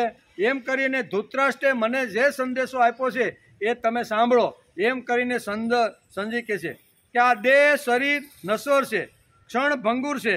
જે જન્મે છે તેને જવાનું છે. તો પછી જવાનું હોય તો યુદ્ધ કરી કરોડો લોકોને મારી અને તમે જાશો તો તમને પાપ નહીં લાગે? સંદેશામાં શું લખ્યું છે? શરીર ઈ ક્ષણ ભંગુર છે, આવ્યો એને જવાનું છે અને જાહે એ પહેલાં જો કરોડો લોકોને યુદ્ધમાં તમે હણી નાખશો ને તો એનું પાપ તમારા ઉપર. કેટલો મધુર છે આ સંદેશો! કોણે લખ્યો છે? ધૃતરાષ્ટ્રો આવા હોય છે, અંદરથી ઝેર ભરેલું હોય છે અને બહારથી બધી મીઠી ભાષા બોલે છે. જેથી તારા જેવા ધર્મવીર, પાછું શું લખે છે કે તારા જેવો ધર્મવીર, સત્ય બોલવાવાળો, વડીલોને આદર અને સત્કાર કરવાવાળો, તું હંમેશા પિતામહ અને આચાર્યની હંમેશા પૂજા જ કરે છે અને યુદ્ધમાં જો તું એને હણી નાખીશ ને તો તને મોટું પાપ. આ અસર કોના ઉપર થઈ છે અત્યારે? આ જે યુદ્ધ પહેલાંનો જે ધૃતરાષ્ટ્રે જે સંદેશો સંજયને લઈ અને અહીંયા વિરાટ નગરીની અંદર જે મોકલ્યો એની અસર અત્યારે થઈ હોય એવું લાગે છે કે 100% એની અસર છે જ. એટલે જ એમ કહે છે કે આ ભૂમિનું રાજ્ય તો ઠીક છે, પણ આ લોકો મને હણવા માટે આવે તો હાથમાં ગાંડી ઉપાડવાનો નથી. 3 લોકનું રાજ્ય મળે ને તો પણ હું લડવા માટે ઊભો થવાનો નથી. આ શબ્દો અહીંયા ધૃતરાષ્ટ્રના જે શબ્દો હતા ને એ શબ્દોની અસર અત્યારે અર્જુન ઉપર થઈ હોય એવું અહીં વ્યાસ લખે છે. તેથી મારા આ સંદેશા ઉપર થોડો વિચાર કરીએ. શું લખે છે ધૃતરાષ્ટ્ર? તેથી આ મારા સંદેશા ઉપર થોડો વિચાર કરી લેજે. આ નશ્વર જગતમાં નશ્વર ભૂમિ માટે લડવું, લડાઈ કરવી તે તમારા જેવા સારા સજ્જનો માટે અને સત્ય બોલનારા માટે આ વાત યોગ્ય નથી. લડાઈ કરવું તે તમારું કામ નથી. તમે તો સંત મહાત્મા જેવા છો. સંત મારીને પાપ ભેગું કરતા તમે સંત છો, તમે મહાત્મા છો, તમે આવી રીતના સત્ય. આવો ઘણો બધો સંદેશો અત્યારે ધૃતરાષ્ટ્ર સંજયની સાથે મોકલે છે. સંદેશામાં કહે છે કે રાજા ધૃતરાષ્ટ્ર યુદ્ધ નહીં પણ શાંતિ ચાહે છે. હું યુદ્ધ નહીં પણ શાંતિ ચાહે છે. હું સમજુ છું કે ભાઈઓ પુત્રો ત્યાં એકઠા થયેલા રાજાઓ આ મેં કહેલા સંદેશને સારી રીતે સમજી અને એનું પાલન અહીંયા યુધિષ્ઠિર બરોબર કરશે. મારા સંદેશાથી પાંડવોનું હિત થશે. હે કુંતી પુત્રો, તમે તમારા દિવ્ય શરીર, નમ્રતા અને સરળતા વગેરે કારણોથી બધા ધર્મો અને ઉત્તમ ગુણથી યુક્ત છો. આવા ધર્મ પુરુષો, ધર્મવીરો કોઈ દી યુદ્ધ કરી અને પાપ ભેગું કરતા. યુદ્ધ કરો એટલે ઘણા બધાની હત્યા કરવી પડે, ઘણા બધાને મારવા પડે અને એનું પાપ લાગે અને પાપથી તમે નરકમાં જાઓ. તમારે નરકનો માર્ગ ન લેતા તમારે સ્વર્ગનો માર્ગ લેવો જોઈએ. તેથી હાથમાં કમંડલ લઈ અને અત્યારે 5 પાંડવો તમે હિમાલય તરફ નીકળી. સંદેશામાં હું લખ્યું ધૃતરાષ્ટ્રે કે તમે 5 પાંડવો ધર્માત્મા છો, તમે સાત્વિક વૃત્તિ ઉપર સત્ય બોલો. ઘણા બધા આવી રીતના વિશેષણો અહીંયા યુધિષ્ઠિર માટે વાપરેલા. આ બધી અસર અત્યારે અહીંયા કોના ઉપર થઈ છે? અર્જુન ઉપર. આ જે સંદેશો ધૃતરાષ્ટ્રે જે મોકલ્યો હતો એની ક્ષણિક અસર અત્યારે અર્જુન ઉપર પડી હોય ને એવું અહીં લાગે છે. હે કુંતી પુત્રો, હું સંદેશામાં લખે છે કે હે કુંતી પુત્ર, તમારો જન્મ ઉત્તમ કુળમાં થયો છે. શું કહે છે? તમારો જન્મ ઉત્તમ કુળમાં થયો છે. તમે મહાન દયાળુ અને દાનવીરો છો. તમે સ્વભાવત તમે શીલવાન છો, ગુણવાન છો અને કર્મના પરિણામોને બરોબર જાણો. આવું મારવાનું, યુદ્ધ કરવાનું કર્મ તમે કરશો તો એનું પરિણામ તમે બરોબર જાણો છો. તેથી તમારા જેવા મહાત્માએ યુદ્ધ કરવું યોગ્ય નથી. તમારું હૃદય સત્વગુણથી, કેવો મીઠો મીઠો જો આ સંદેશો કેવો છે? તમારું હૃદય સત્વગુણથી પરિપૂર્ણ છે. તેથી તમારા હાથે લડાઈ કે કોઈ બુરા કામ તો થતા જ નથી. તો હવે તમે આ યુદ્ધ કરીને બુરા કામ કરવા માટે શા માટે તમે તૈયાર થયા છો? અત્યાર સુધી તમે બુરા કામ કોઈ દી કર્યા નથી. તમે ધર્મ ઉપર હાલવાવાળા ધર્માત્મા છો, તમે મહાપુરુષો છો. સંતનો જે વ્યવહાર હોય ને એવો વ્યવહાર અત્યાર સુધી તમે કરતા રહેલા. તો આ વ્યવહારને ડાઘ ન લાગે, સંત અને મહાત્માનો ડાઘ તમને ન લાગે એટલા માટે તમારે માટે યુદ્ધ યોગ્ય નહીં. યુદ્ધ કરવામાં બધાનો નાશ દેખાતો હોય, બધી રીતે પાપોનો ઉદય થતો હોય અને અંતે નરકનું દ્વાર જોવું પડે તો સમજદાર પુરુષો આવી રીતનું કૃત્ય યુદ્ધ કરતા. તમે તો સમજદાર છો. અમારો ભલે નહીં ગાંડો ગમે એમ તેમ આડાહવળો કરે. હું કે અમારો ગાંડો તો ગમે તેમ આડાહવળો કરે, પણ તમે તો એક સમજદાર છો. તમે તો આવી રીતના છો. તેથી યુદ્ધ છો. ત્યાં આવેલા તમામ રાજાઓ ને હું પ્રસન્ન કરવા ચાહું છું. છેલ્લા સંદેશમાં શું લખે છે કે ઉપલવ સાવણીમાં જે રાજાઓ પાંડવ પક્ષથી લડવા માટે જે ઊભા થયા છે એના માટે પણ હું કહું છું. શું કહે છે? ત્યાં આવેલા તમામ રાજાઓને હું પ્રસન્ન કરવા ચાહું છું. હાથ જોડીને હું તમારા ચરણોમાં આવ્યો છું. આવું મીઠું મીઠું બોલે છે. સંદેશમાં શું કહે છે? ધૃતરાષ્ટ્ર લખે છે કે 2 હાથ જોડી અને આ બધા રાજાઓના શરણમાં આવ્યો છું. તમે બધા રાજાઓ કોઈ પણ હિસાબે આ મહાત્મા યુધિષ્ઠિરને હાથમાં કમંડળ લઈ અને હિમાલય તરફ જઈને એવું તમે બધા રાજાઓ કરો. આવો મીઠું મીઠું બોલવાવાળો ધૃતરાષ્ટ્ર હતો. પાંડવો અને કૌરવોનું કલ્યાણ થાય તેવું હું ઈચ્છું છું. મને વિશ્વાસ છે કે સંજય સાથે મોકલેલ સંદેશાનું બરોબર તમે પાલન કરશો. આવો હું વિશ્વાસ રાખું છું. શ્રી કૃષ્ણ અને અર્જુન મારી પ્રાર્થનાને ઠુકરાવશે નહીં. હું લખ્યું શૈલીમાં કે ત્યાં આવેલા શ્રી કૃષ્ણ અને અર્જુન મારી પ્રાર્થના, મેં જે અત્યાર સુધીના સંદેશામાં જે પ્રાર્થના કરી છે તેને ઠુકરાવશે નહીં. અર્જુન તો આ સંદેશાનું 100% પાલન કરશે. હું બીજા કરે કે ન કરે, પણ મારો અર્જુન તો બરોબર મારા સંદેશાનું પાલન કરશે અને બધું જ ગાંડીવ નીચે મૂકી અને હિમાલય તરફ 100% મારો અર્જુન ચાલ્યો જશે. આ અસર એના ઉપર થઈ છે. શું છે? સંદેશાની કેટલી અસર અહીંયા અર્જુન ઉપર ધૃતરાષ્ટ્રના થઈ છે ને એ વ્યાસે બહુ સરસ રીતે સમજાવ્યું છે. આ શ્લોકની અંદર એટલે જ આ બોલી જાય છે. શું કહે છે? અપી ત્રૈલોક્ય રાજ્ય છે. આવો અર્જુન બોલે કે અપી ત્રૈલોક્ય રાજ્ય છે. આ 3 લોકનું રાજ્ય જો મને મળવાનું હોય ને તો પણ મારે યુદ્ધ કરીને આ રાજ્ય મારે જોતું નથી. તેથી હાથમાં કમંડલ લઈ અને હે કૃષ્ણ, હું અત્યારે હિમાલય તરફ જવા માટે માગું. એમ કરી અને ઘણીવાર રથમાંથી ઉતરવાનો પ્રયત્ન કરે છે. ભગવાન કે થોડી વાર તો બેય ભાઈ, પછી તું જે કરવું હોય કરીએ, પણ તું બોલી લે, પછી મારે તને કંઈક કહેવું તો પડે ને. એટલે આમ કરી અને અહીંયા સુંદર મજાનો સંવાદ અત્યારે ભગવાનની સાથે છે. ત્યાં આવેલા પાંડવો તમામ રાજાઓને પ્રસન્ન કરવા ઈચ્છું છું. હાથ જોડીને હું તમારા ચરણોમાં આવ્યો છું. પાંડવો અને કૌરવોનું કલ્યાણ થાય તેવું હું ઈચ્છું છું. મને વિશ્વાસ છે કે સંજય સાથે મોકલા એટલે સંજય પણ શ્રી કૃષ્ણ અને અર્જુન મારી પ્રાર્થનાને ઠુકરાવશે નહીં. અર્જુન તો આ સંદેશાનું 100% પાલન કરશે. અર્જુન મારા માટે પ્રાણ આપવા તૈયાર થઈ જશે. એ મરશે, પણ આ સંદેશો સાંભળ્યા પછી એ હાથમાં ગાંડીવ લઈને કોઈને મારશે. કેવો સરસ અગાઉથી બધો સંદેશામાં આ ધૃતરાષ્ટ્ર, આને કહેવાય ધૃતરાષ્ટ્ર, એને કોઈ પણ હિસાબે લડ્યા વગર અહીંયા પાંડવોનો કાંટો કાઢી નાખવાનો હતો કે પાંડવો જો આ હટી જાય ને તો હાશ યુદ્ધથી આપણે શાંતિ અનુભવી. તેથી મીઠું મીઠું બોલીને આ ચારવાકની જેમ આ સંદેશો મોકલે છે. પાણીનો ટાઈમ થઈ ગયો.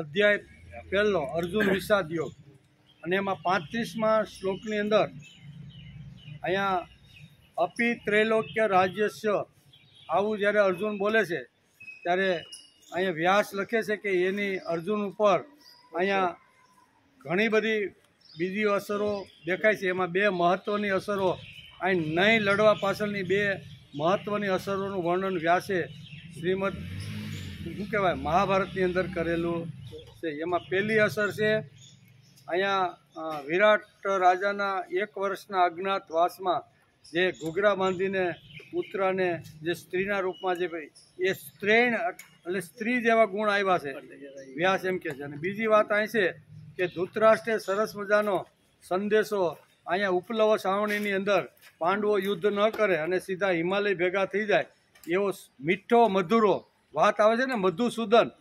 એટલે મધુસૂદનનો અર્થ થાય મીઠું મીઠું બોલવું એમ.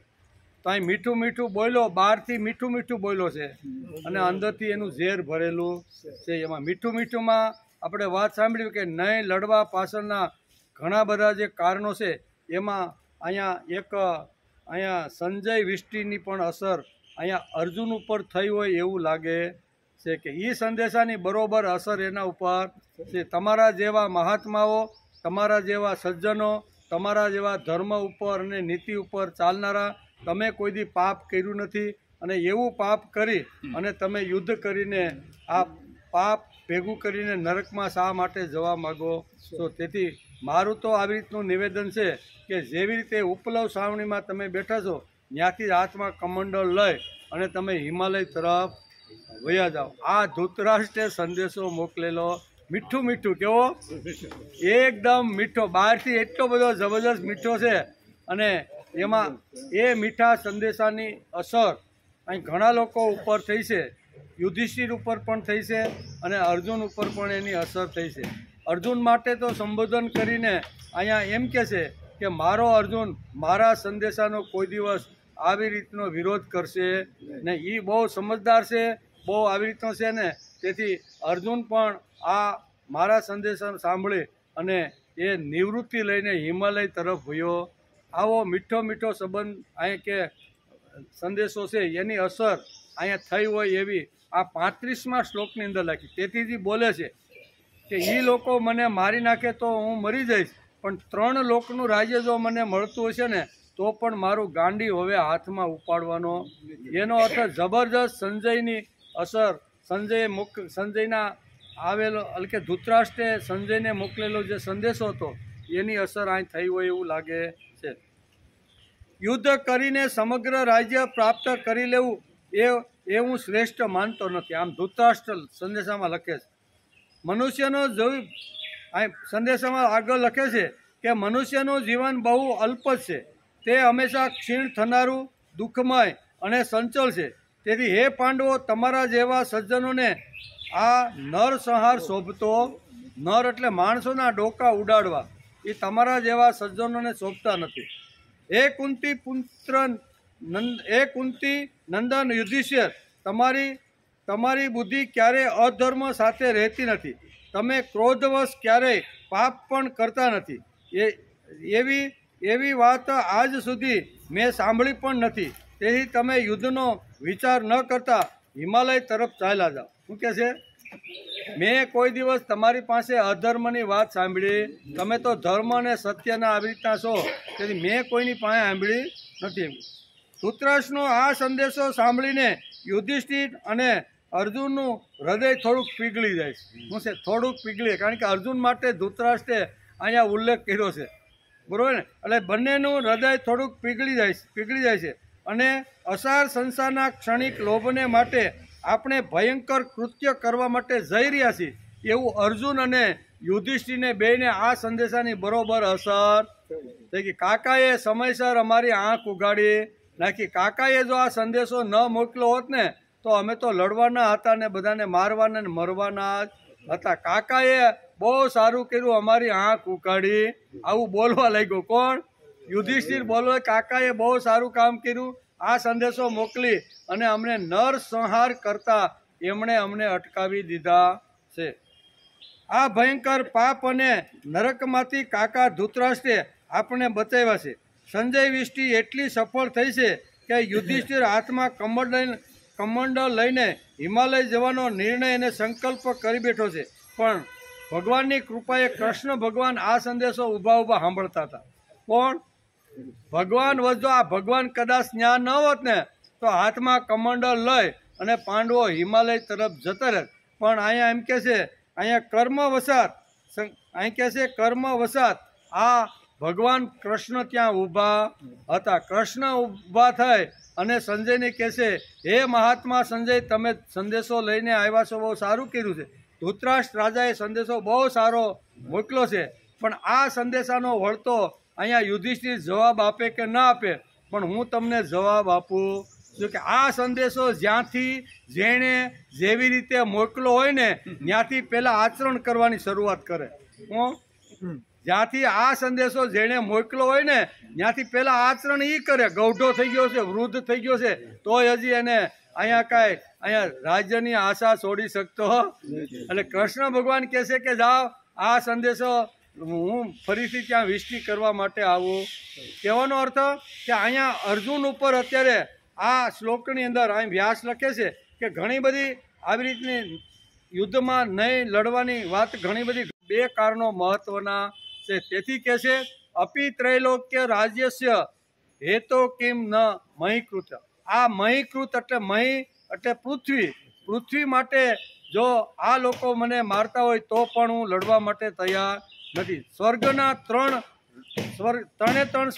સ્વર્ગ હોય, પૃથ્વી હોય કે અહીંયા અંતરિક્ષ હોય, એના ત્રણે રાજ્યો જો મને મળવાના હોય ને તો પણ હાથમાં હથિયાર હું લેવાનો નથી. આમ સ્પષ્ટ અત્યારે ભગવાન સાથે દલીલ કરતા 35મા શ્લોકની અંદર આ કહે છે.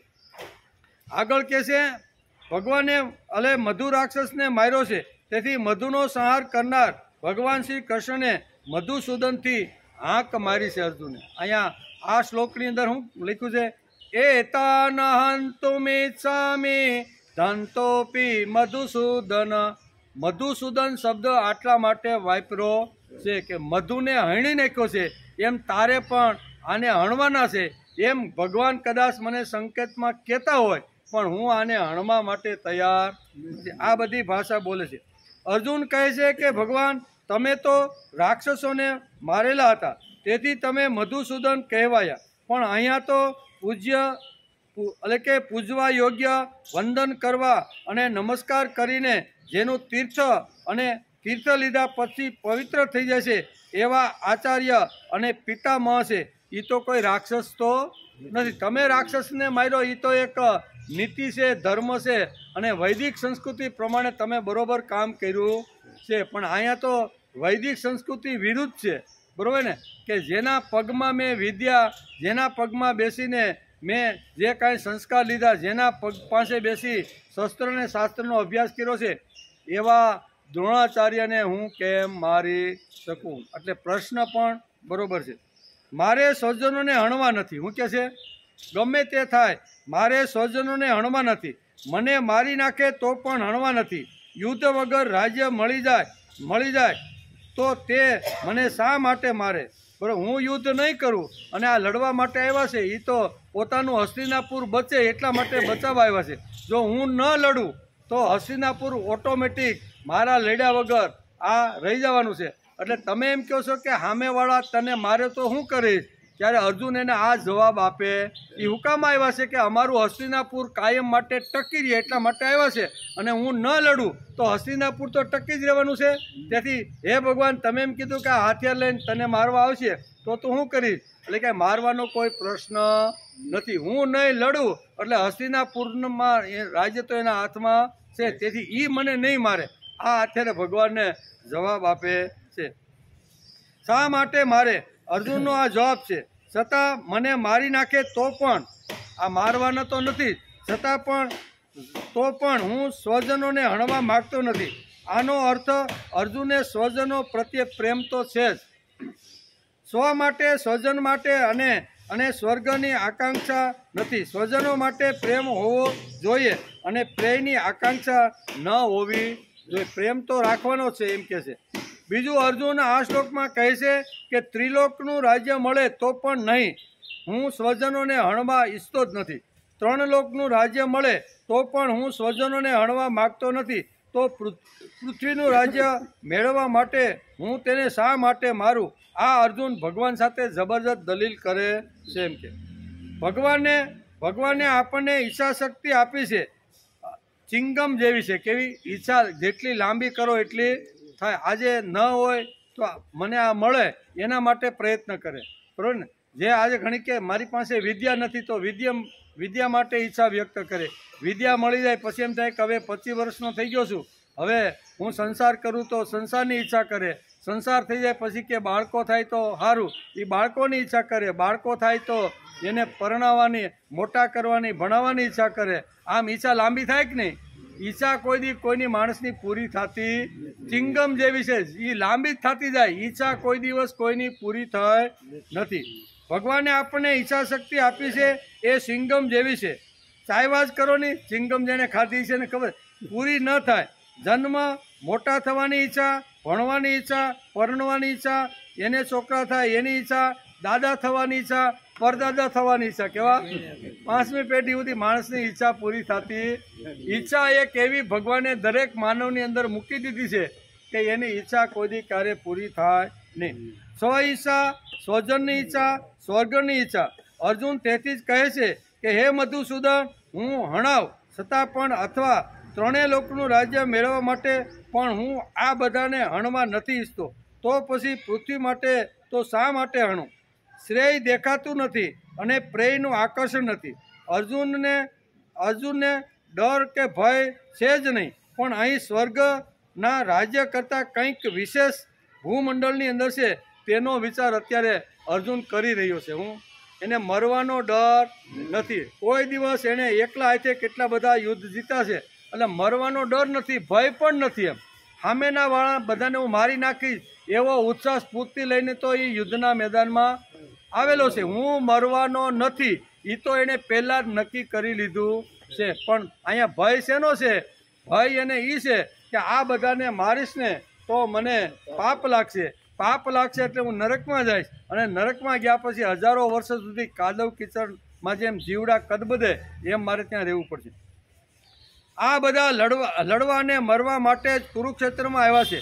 આપણે જીતીએ તો આને શું મળવાનું છે? છતાં તેઓ ધન અને જીવની આશા છોડીને આવ્યા છે. વૈભવ શા માટે જોઈએ? શત્રુઓને બાળવા. ઘણીવાર આપણે વૈભવ મળે શા માટે? બધાને આવું નથી, પણ ઘણા લોકોને મને વૈભવ જોઈએ છે પણ બીજાને બાળવા. જેવી રીતે ધૃતરાષ્ટ્ર અને દુર્યોધન, મારે વૈભવ જોઈએ છે શા માટે? કે પાંડવોને પણ જંગલમાં મારે બાળવા છે. એટલે તો અહીં ભાનુમતી સાથે બધી સ્ત્રીઓને તૈયાર કરીને મોકલે છે ને કે જાઓ પાંડવોને એકવાર બતાવ્યો, બરોબર ને? એટલે વૈભવ ઘણીવાર અહીંયા બાળવા દજાડવા માટે હોય છે, બીજાને ઈર્ષા ઊભી કરવા માટે હોય છે, મિત્રોને દેખાડવા માટે વૈભવ હોય છે, વડીલોને આનંદ આપવા માટે વૈભવ શા માટે જોઈએ? એના ઘણા બધા કારણો, ગણી ન શકાય એટલા મોટા કારણો. મને વૈભવ જોઈએ છે આ માટે. આમાંની એકેય વાત અર્જુન કે મારે કાંઈ જોતી હું કે છે અહીંયા આવીને વારંવાર ઊભો રહે છે કે આમાંથી એકેય વાત મારે જોતવી નથી, એકેય વાત મારે જોતી નથી. તો લડું શા માટે? નથી લડવાની એટલે કે લડવાની દલીલ ન લડવાની દલીલો અત્યારે ખૂબ અર્જુન ભગવાનની સામે મૂકી રહ્યો છે. એક ડોશીમાં હતા, બરાબર ને? એક વાર્તા પણ એક નાની એવી છે સમજવા માટે કે ઘણીવાર આપણને થાય કે મારી પાસે જે વૈભવ આવે છે ને એ મારે બધાને બતાવવું, અને બીજા જોવે તો જ પોતાને મળેલા વૈભવને એમ લાગે કે મેં વૈભવ ભેગો કર્યો ને યોગ્ય છે. એક માજી હતા, એકલા રહેતા હતા, નાની મોટી મજૂરી કરી અને 25-30 વર્ષની અંદર થોડું ઘણું ધન એને ભેગું કર્યું. ધન ભેગું હતું, નાની એવી ઝૂંપડી હતી. એ વખતે કાંઈ બેંકની કે એવી કાંઈ સગવડ કે પોસ્ટ ઓફિસની હશે નહીં. એટલે બે માળી વિચાર કરે છે 70 વર્ષે કે આ ધન મળ્યું છે શું કરવાનું? એટલે એણે સોનાનું એક કડું તૈયાર કર્યું.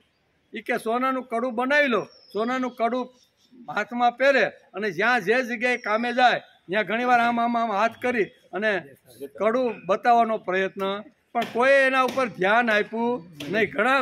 ઘણા બધા દિવસો વીતી ગયા. મારી કે અમે 2 મહિનાથી કડું કરાવ્યું છે, જ્યાં જાઉં છું જેને મળું છું એને આમ આમ કરીને હાથ હલાવી લઈને કહું છું, પણ આ કડા આમ કોઈ જોતું નથી. આટલું પૈસા ખર્ચીને કડું બનાવ્યું પણ મારા ધન કે કડા આમ કોઈ જોતું નથી. કે હવે આનું શું કરવું? એ કે એટલે ડોશીમાએ વિચાર કર્યો કે નાની એવી ઝૂંપડી છે ને એ ઝૂંપડીને હું બાળું, અને બાળવા માટે બધા અહીંયા આવશે એટલે અગ્નિ એટલે આવી રીતનો થશે, પ્રકાશ થશે, અને પ્રકાશમાં મારું કડું કોઈ જોવે અને કોઈ કહે તો મેં બનાવેલું કડું મારું સફળ થઈ જાય. એટલે ડોશીમાએ ઝૂંપડીમાં આગ મૂકી. શું કર્યું?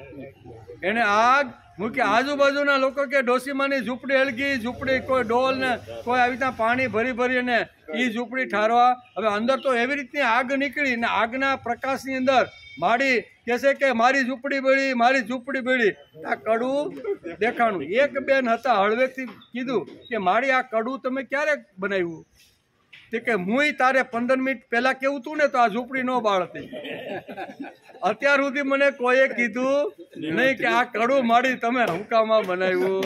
હું તારે 15-20 મિનિટ પહેલા કીધું હોત ને તો અમારે ઝૂંપડી બાળવી પડે નહીં. એટલે વૈભવ શા માટે? બીજાને બતાવવા માટે, બીજાને હેરાન કરવા માટે, બીજાને દજાડવા માટે, બીજાને પોષણ કરવા. વૈભવ માણસને જોઈ છે પણ એના ઘણા બધા આવી રીતના અર્થો આપણે કરી શકીએ છીએ.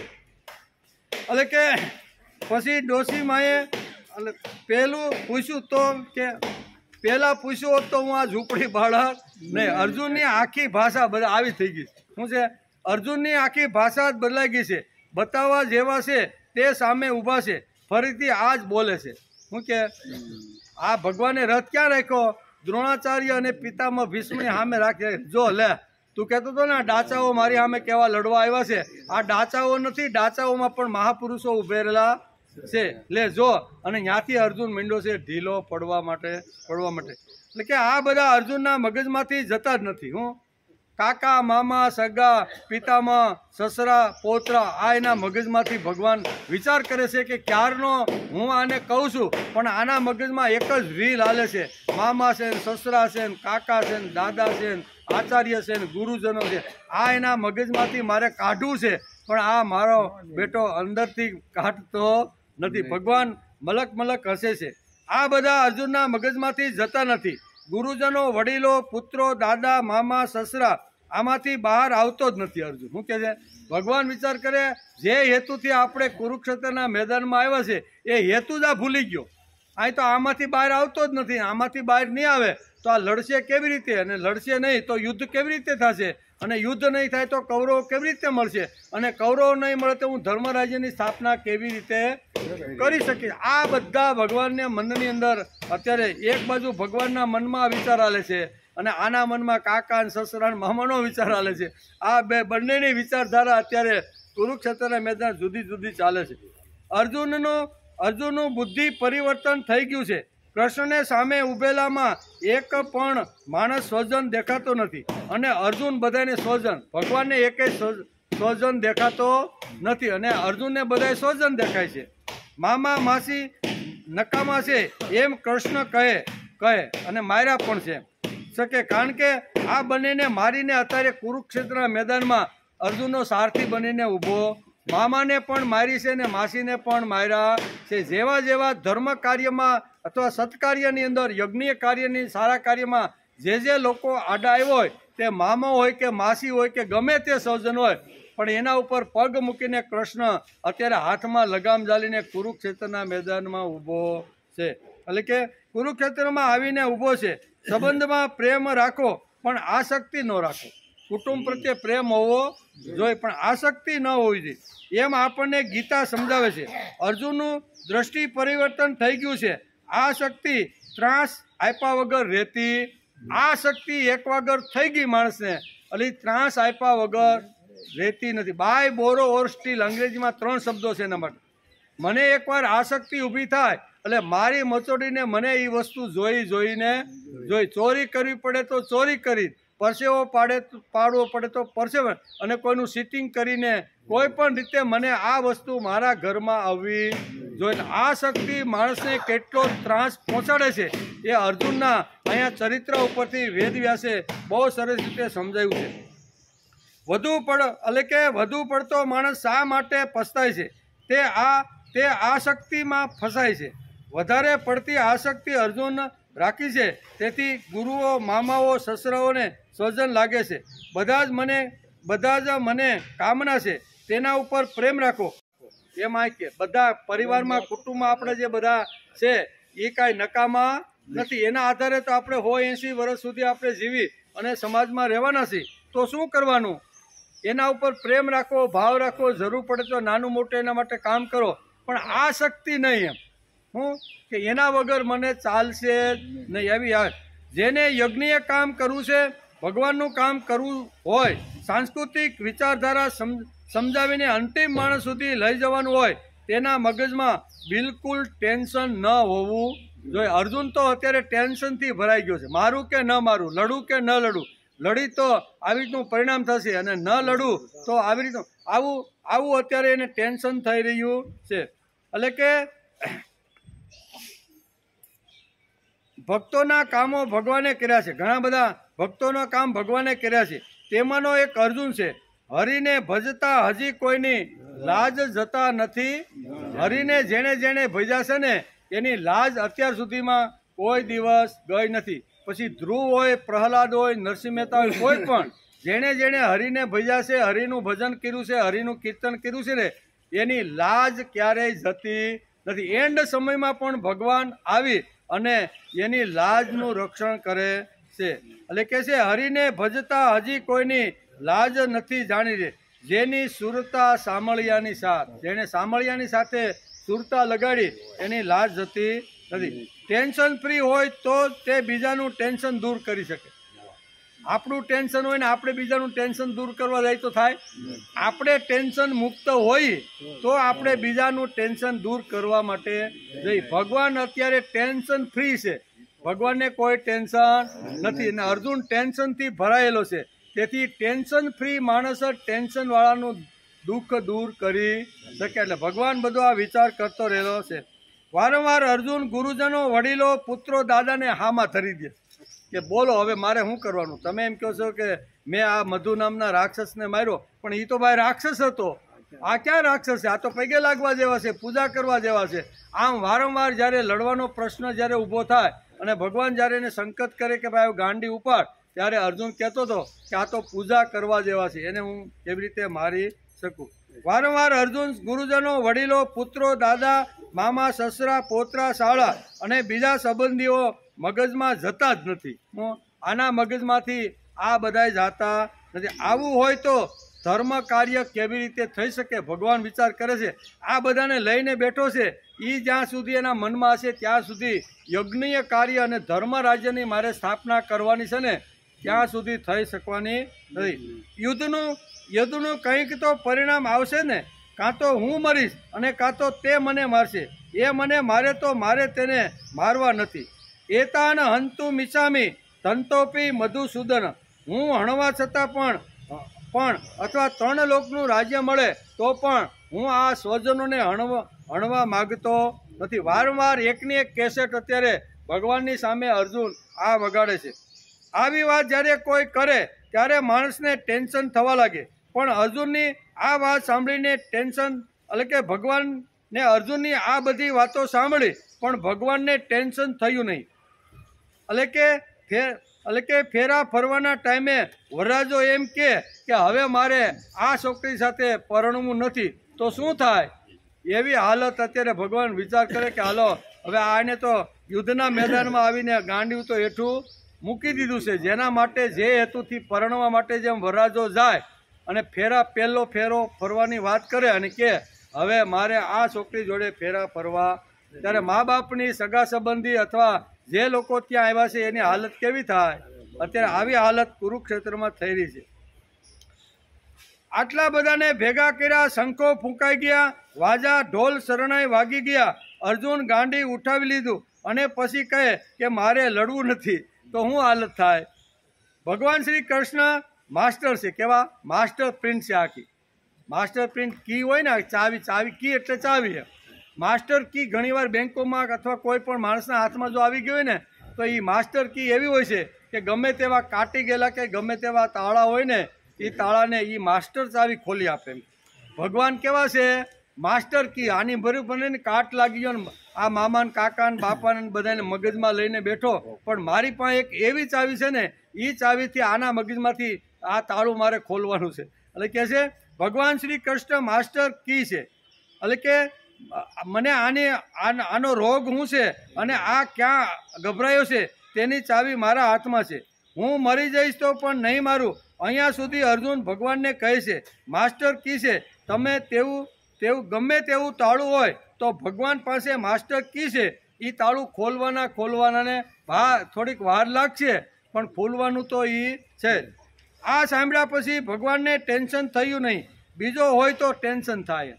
આપણે લગ્નમાં ગયા હોય ને વરરાજો કહે ને ત્યારે આપણે બધા ટેન્શનમાં આવીને, પણ આ ભગવાન ટેન્શનમાં આવ્યા નથી.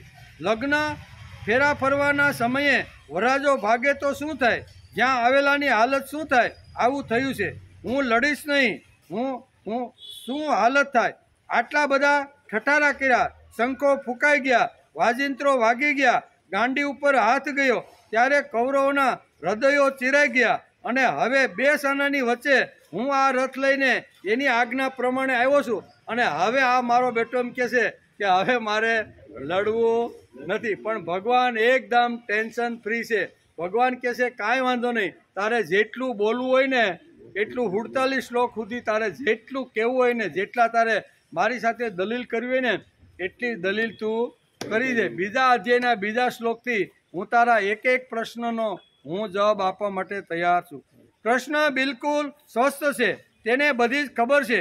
એને ઢીલો કરતા પણ આવડે છે અને પાછો લડતા પણ આવડે. ઢીલો એટલા માટે કે એ પિતામાં ભીષ્મ અને દ્રોણાચાર્યની વચ્ચે રથ ઊભા લાગે. એને કીધું ને કે આ ક્યાં ડાચા લઈને મારી સાથે કૌરવો લડવા આવ્યા, એના ડાચા હું જોઈ લો. ભગવાન કે ડાચા નથી, યુદ્ધની અંદર પૂજા કરવા જેવા માણસો.